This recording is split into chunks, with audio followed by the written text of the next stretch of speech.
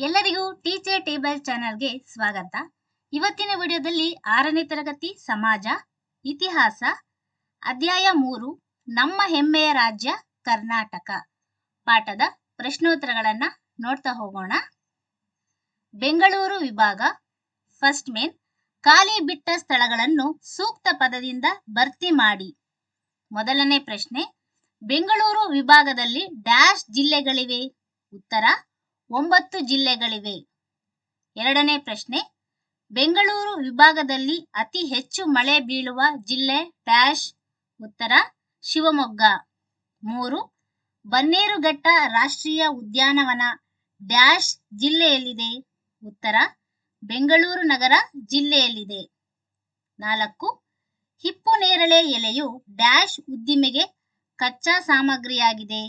ಉತ್ತರ ರೇಷ್ಮೆ ಉದ್ದಿಮೆಗೆ ಕಚ್ಚಾ ಸಾಮಗ್ರಿಯಾಗಿದೆ. 5, ಪ್ರಸಿದ್ಧ ಜಾನಪದ ಮ್ಯೂಸಿಯಂ ಜಾನಪದ ಲೋಕವನ್ನು ಸ್ಥಾಪಿಸಿದವರಾರು? ಡ್ಯಾಶ್? ಉತ್ತರ ಎಚ್.ಎಲ್. ನಾಗೇಗೌಡ. 6, ಬೆಂಗಳೂರು ನಗರದಲ್ಲಿ ಪ್ರತಿ ವರ್ಷ ನಡೆಯುವ ಪ್ರಸಿದ್ಧ ಉತ್ಸವ ಡ್ಯಾಶ್ ಉತ್ಸವ? ಉತ್ತರ ಕರಗ ಉತ್ಸವ. 7ನೇ ಪ್ರಶ್ನೆ, ಮೈಸೂರು ರಾಜ್ಯದ ಪ್ರಥಮ ಮುಖ್ಯಮಂತ್ರಿಯ ಹೆಸರು ಡ್ಯಾಶ್? ಉತ್ತರ ಕೆ.ಸಿ. ರೆಡ್ಡಿ.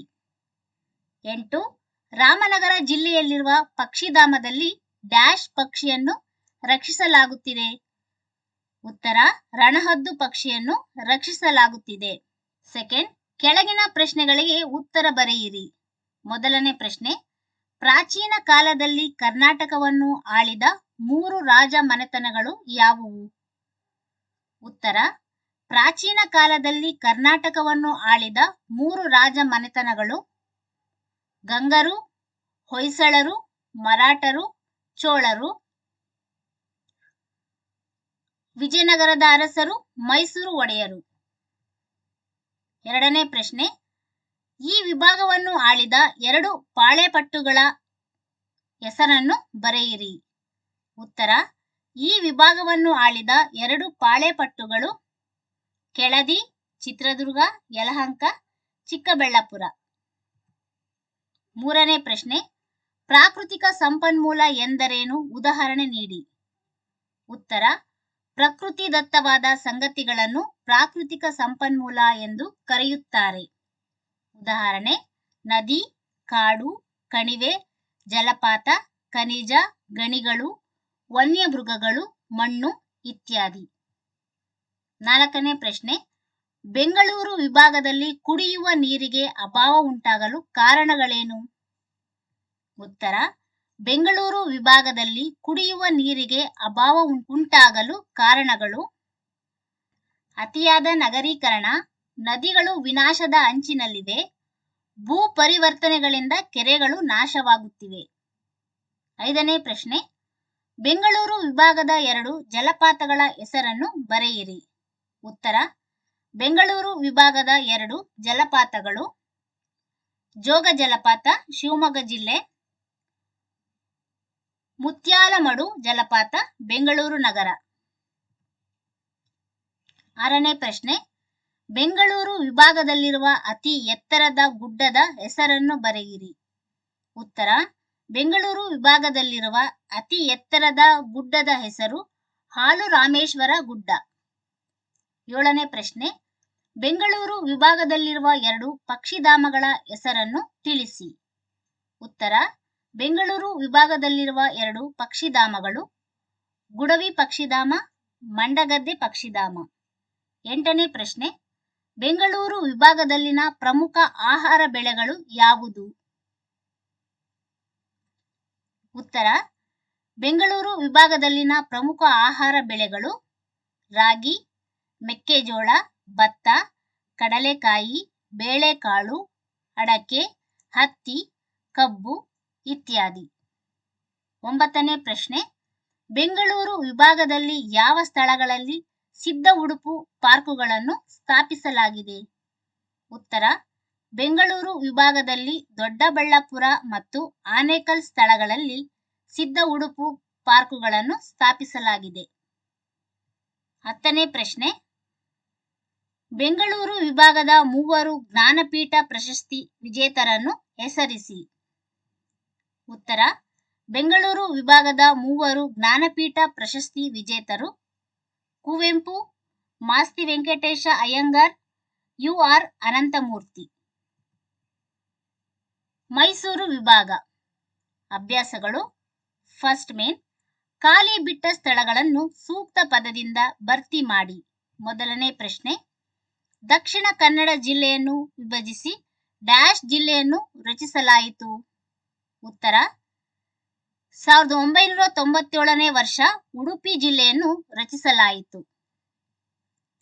ಎರಡನೇ ಪ್ರಶ್ನೆ, ಮೈಸೂರು ವಿಭಾಗದ ಡ್ಯಾಶ್ ಮತ್ತು ಡ್ಯಾಶ್ ಕರಾವಳಿ ಜಿಲ್ಲೆಗಳು.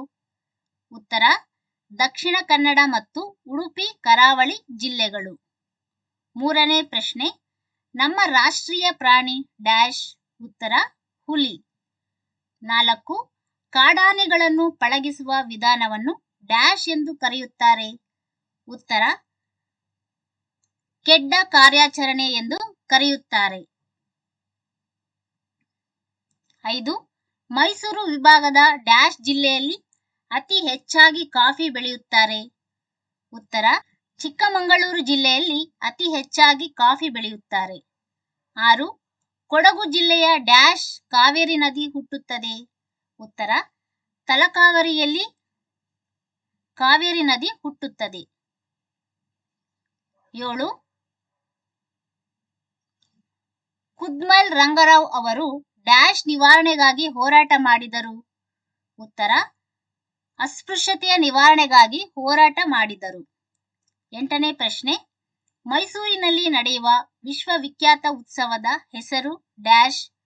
ಉತ್ತರ: ದಸರಾ ಉತ್ಸವ.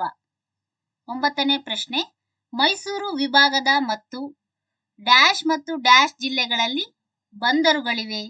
ಉತ್ತರ: ದಕ್ಷಿಣ ಕನ್ನಡ ಮತ್ತು ಉಡುಪಿ ಜಿಲ್ಲೆಗಳಲ್ಲಿ ಬಂದರುಗಳಿವೆ. ಸೆಕೆಂಡ್, ಕೆಳಗಿನ ಪ್ರಶ್ನೆಗಳಿಗೆ ಉತ್ತರ ಬರೆಯಿರಿ. ಮೊದಲನೇ ಪ್ರಶ್ನೆ, ಮೈಸೂರು ವಿಭಾಗದಲ್ಲಿ ಇಂದು ಎಷ್ಟು ಜಿಲ್ಲೆಗಳಿವೆ? ಉತ್ತರ: ಮೈಸೂರು ವಿಭಾಗದಲ್ಲಿ ಇಂದು 8 ಜಿಲ್ಲೆಗಳಿವೆ.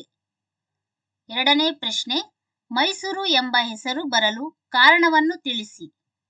ಉತ್ತರ: ಪುರಾಣ ಕಥೆಯ ಪ್ರಕಾರ ದೇವಿ ಪಾರ್ವತಿಯು ಚಾಮುಂಡೇಶ್ವರಿ ರೂಪ ಧರಿಸಿ ರಾಕ್ಷಸನಾಗಿದ್ದ ಮಹಿಷಾಸುರನನ್ನು ಸಂಹರಿಸಿದಳು.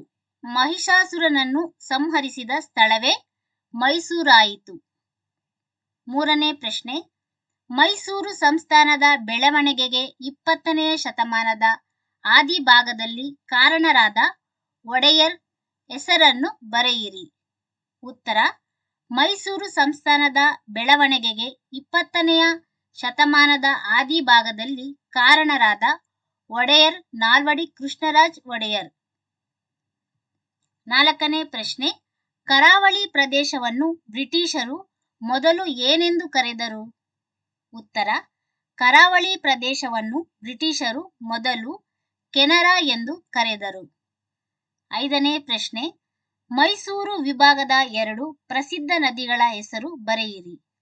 ಉತ್ತರ: ಮೈಸೂರು ವಿಭಾಗದ 2 ಪ್ರಸಿದ್ಧ ನದಿಗಳ ಹೆಸರು ಕಾವೇರಿ, ಹೇಮಾವತಿ, ನೇತ್ರಾವತಿ. 6ನೇ ಪ್ರಶ್ನೆ, ಮೈಸೂರು ವಿಭಾಗದ ಜಿಲ್ಲೆಗಳಲ್ಲಿ ಅತಿ ಹೆಚ್ಚು ಮಳೆ ಬೀಳುವ ಜಿಲ್ಲೆ ಹಾಗೂ ಅತಿ ಕಡಿಮೆ ಮಳೆ ಬೀಳುವ ಜಿಲ್ಲೆ ಯಾವುದು? ಉತ್ತರ: ಮೈಸೂರು ವಿಭಾಗದ ಜಿಲ್ಲೆಗಳಲ್ಲಿ ಅತಿ ಹೆಚ್ಚು ಮಳೆ ಬೀಳುವ ಜಿಲ್ಲೆ ಉಡುಪಿ ಹಾಗೂ ಅತಿ ಕಡಿಮೆ ಮಳೆ ಬೀಳುವ ಜಿಲ್ಲೆ ಮಂಡ್ಯ.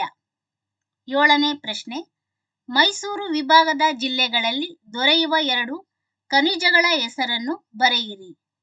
ಉತ್ತರ: ಮೈಸೂರು ವಿಭಾಗದ ಜಿಲ್ಲೆಗಳಲ್ಲಿ ದೊರೆಯುವ 2 ಖನಿಜಗಳು ಸುಣ್ಣದ ಕಲ್ಲು, ಗ್ರಾನೈಟ್, ಮ್ಯಾಂಗನೀಸ್. 8ನೇ ಪ್ರಶ್ನೆ, ಮೈಸೂರು ವಿಭಾಗದ ಕರಾವಳಿ ಜಿಲ್ಲೆಗಳಲ್ಲಿ ಜನರ ಮುಖ್ಯ ಉದ್ಯೋಗವೇನು?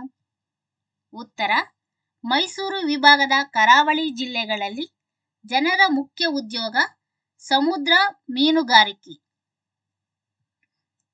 9ನೇ ಪ್ರಶ್ನೆ, ಮೈಸೂರು ವಿಭಾಗದಲ್ಲಿರುವ 2 ಪ್ರಸಿದ್ಧ ಅರಣ್ಯ ಪ್ರದೇಶಗಳಾವುವು? ಉತ್ತರ: ಮೈಸೂರು ವಿಭಾಗದಲ್ಲಿರುವ 2 ಪ್ರಸಿದ್ಧ ಅರಣ್ಯ ಪ್ರದೇಶಗಳು ಬಂಡೀಪುರ, ಮಲೆಮಹದೇಶ್ವರ ಬೆಟ್ಟ, ನಾಗರಹೊಳೆ. 10ನೇ ಪ್ರಶ್ನೆ: ಮೈಸೂರು ವಿಭಾಗದ ಜಿಲ್ಲೆಗಳಲ್ಲಿ ನೆಲೆಸಿರುವ 2 ಬುಡಕಟ್ಟು ಸಮುದಾಯಗಳ ಹೆಸರನ್ನು ಬರೆಯಿರಿ. ಉತ್ತರ: ಮೈಸೂರು ವಿಭಾಗದ ಜಿಲ್ಲೆಗಳಲ್ಲಿ ನೆಲೆಸಿರುವ 2 ಬುಡಕಟ್ಟು ಸಮುದಾಯಗಳು ಜೇನುಕುರುಬರು, ಕೊರಗ ಬುಡಕಟ್ಟು, ಸೋಲಿಗರು. 11ನೇ ಪ್ರಶ್ನೆ: 2 ಪಕ್ಷಿಧಾಮ ಮತ್ತು 2 ವನ್ಯಮೃಗಧಾಮಗಳ ಹೆಸರನ್ನು ಬರೆಯಿರಿ. ಉತ್ತರ: ಪಕ್ಷಿಧಾಮಗಳು: ರಂಗನತಿಟ್ಟು ಪಕ್ಷಿಧಾಮ, ಗುಡವಿ ಪಕ್ಷಿಧಾಮ, ಕೊಕ್ಕರೆಬೆಳ್ಳೂರು. ವನ್ಯಮೃಗಧಾಮಗಳು: ಮೇಲುಕೋಟೆ ವನ್ಯಮೃಗಧಾಮ, ಕಾವೇರಿ ವನ್ಯಮೃಗಧಾಮ. 12ನೇ ಪ್ರಶ್ನೆ: ಮೈಸೂರು ವಿಭಾಗದಲ್ಲಿರುವ 2 ರಾಷ್ಟ್ರೀಯ ಉದ್ಯಾನಗಳನ್ನು ಹೆಸರಿಸಿ. ಉತ್ತರ: ಮೈಸೂರು ವಿಭಾಗದಲ್ಲಿರುವ 2 ರಾಷ್ಟ್ರೀಯ ಉದ್ಯಾನಗಳು: ಮೊದಲನೆಯದು ರಾಜೀವ್ ಗಾಂಧಿ ನಾಗರಹೊಳೆ ರಾಷ್ಟ್ರೀಯ ಉದ್ಯಾನವನ, 2 ಬಂಡೀಪುರ ರಾಷ್ಟ್ರೀಯ ಉದ್ಯಾನವನ. 13ನೇ ಪ್ರಶ್ನೆ: ಮೈಸೂರು ವಿಭಾಗದ ಆಯ್ದ 6 ಮುಖ್ಯ ಬೆಳೆಗಳನ್ನು ತಿಳಿಸಿ. ಉತ್ತರ: ಮೈಸೂರು ವಿಭಾಗದ ಬೆಳೆಗಳು ರೇಷ್ಮೆ, ಕಾಫಿ, ಕಬ್ಬು, ಗೋಡಂಬಿ, ಮೆಣಸು. 14ನೇ ಪ್ರಶ್ನೆ: ಮೈಸೂರು ವಿಭಾಗದಲ್ಲಿ ಕೃಷಿಗೆ ನೀರಾವರಿ ಒದಗಿಸುವ 2 ನೀರಾವರಿ ಯೋಜನೆಗಳಾವುವು? ಉತ್ತರ: ಮೈಸೂರು ವಿಭಾಗದಲ್ಲಿ ಕೃಷಿಗೆ ನೀರಾವರಿ ಒದಗಿಸುವ 2 ನೀರಾವರಿ ಯೋಜನೆಗಳು: ಮೊದಲನೆಯದು ಕೃಷ್ಣರಾಜಸಾಗರ, 2 ಕಬಿನಿ, 3 ಹೇಮಾವತಿ. 15ನೇ ಪ್ರಶ್ನೆ: ಮೈಸೂರು ವಿಭಾಗದಲ್ಲಿರುವ 3 ಮುಖ್ಯ ಉದ್ದಿಮೆಗಳನ್ನು ಹೆಸರಿಸಿ. ಉತ್ತರ: ಮೈಸೂರು ವಿಭಾಗದಲ್ಲಿರುವ 3 ಮುಖ್ಯ ಉದ್ದಿಮೆಗಳು ಔಷಧಿ ಕಾರ್ಖಾನೆಗಳು, ಕಾಫಿ ಕ್ಯೂರಿಂಗ್ ಉದ್ಯಮಿಗಳು, ಆಹಾರ ಸಂಸ್ಕರಣಾ ಘಟಕ, ಕ್ಯಾಂಪ್ಕೋ ಚಾಕೊಲೇಟ್ ಕಾರ್ಖಾನೆ. 16ನೇ ಪ್ರಶ್ನೆ: ಕೊಡವರು ಆಚರಿಸುವ ಸುಗ್ಗಿ ಹಬ್ಬದ ಹೆಸರೇನು? ಉತ್ತರ: ಕೊಡವರು ಆಚರಿಸುವ ಸುಗ್ಗಿ ಹಬ್ಬದ ಹೆಸರು ಹುತ್ತರಿ ಹಬ್ಬ. 17ನೇ ಪ್ರಶ್ನೆ: ಕರ್ನಾಟಕ ಸರ್ಕಾರದ ನಾಟಕ ಸಂಸ್ಥೆ ರಂಗಾಯಣದ ಕೇಂದ್ರ ಸ್ಥಾನ ಯಾವ ನಗರದಲ್ಲಿದೆ? ಉತ್ತರ: ಮೈಸೂರು ನಗರದಲ್ಲಿದೆ. 18ನೇ ಪ್ರಶ್ನೆ: ಕನ್ನಡದ 2 ಪ್ರಸಿದ್ಧ ಕಾದಂಬರಿಕಾರರ ಹೆಸರನ್ನು ಬರೆಯಿರಿ. ಉತ್ತರ: ಕನ್ನಡದ ಪ್ರಸಿದ್ಧ ಕಾದಂಬರಿಕಾರರು ಡಾ ಎಸ್. ಎಲ್. ಭೈರಪ್ಪ, ಪೂರ್ಣಚಂದ್ರ ತೇಜಸ್ವಿ. 19ನೇ ಪ್ರಶ್ನೆ: ಮೈಸೂರಿನಲ್ಲಿ ಶತಮಾನೋತ್ಸವ ಆಚರಿಸಿರುವ ವಿಶ್ವವಿದ್ಯಾಲಯದ ಹೆಸರನ್ನು ಬರೆಯಿರಿ. ಉತ್ತರ: ಮೈಸೂರಿನಲ್ಲಿ ಶತಮಾನೋತ್ಸವ ಆಚರಿಸಿರುವ ವಿಶ್ವವಿದ್ಯಾಲಯ ಮೈಸೂರು ವಿಶ್ವವಿದ್ಯಾಲಯ. 20ನೇ ಪ್ರಶ್ನೆ: ಗ್ರಾಮೀಣ ಪ್ರದೇಶದಲ್ಲಿ ಜನರಿಗೆ ಆರೋಗ್ಯ ಸೇವೆ ಒದಗಿಸುವ ಕೇಂದ್ರಗಳ ಹೆಸರೇನು? ಉತ್ತರ: ಗ್ರಾಮೀಣ ಪ್ರದೇಶದಲ್ಲಿ ಜನರಿಗೆ ಆರೋಗ್ಯ ಸೇವೆ ಒದಗಿಸುವ ಕೇಂದ್ರಗಳು ಆರೋಗ್ಯ ಉಪಕೇಂದ್ರಗಳು. 21ನೇ ಪ್ರಶ್ನೆ: 2 ಆರೋಗ್ಯ ಸೂಚಿಗಳನ್ನು ಹೆಸರಿಸಿ. ಉತ್ತರ: 2 ಆರೋಗ್ಯ ಸೂಚಿಗಳು: ಮೊದಲನೆಯದು ಶಿಶು ಮರಣ ಪ್ರಮಾಣ, 2 ತಾಯಂದಿರ ಮರಣ ಪ್ರಮಾಣ. 22ನೇ ಪ್ರಶ್ನೆ: ಮೈಸೂರು ವಿಭಾಗಕ್ಕೆ ಸೇರಿದ 2 ಪ್ರಸಿದ್ಧ ಇಂಗ್ಲಿಷ್ ಕಾದಂಬರಿಕಾರರ ಹೆಸರನ್ನು ಬರೆಯಿರಿ. ಉತ್ತರ: ಮೈಸೂರು ವಿಭಾಗಕ್ಕೆ ಸೇರಿದ 2 ಪ್ರಸಿದ್ಧ ಇಂಗ್ಲಿಷ್ ಕಾದಂಬರಿಕಾರರು: ಮೊದಲನೆಯದು ಹಾಸನದ ರಾಜಾರಾವ್, 2 ಆರ್. ಕೆ. ನಾರಾಯಣ್. 23ನೇ ಪ್ರಶ್ನೆ: ಸ್ವಾತಂತ್ರ್ಯ ಹೋರಾಟದ ಜೊತೆಯಲ್ಲಿ ಅಸ್ಪೃಶ್ಯತಾ ನಿವಾರಣೆ ಚಳುವಳಿಯಲ್ಲಿ ತೊಡಗಿದ್ದ 2 ಸಮಾಜ ಸುಧಾರಕರ ಹೆಸರು ಬರೆಯಿರಿ.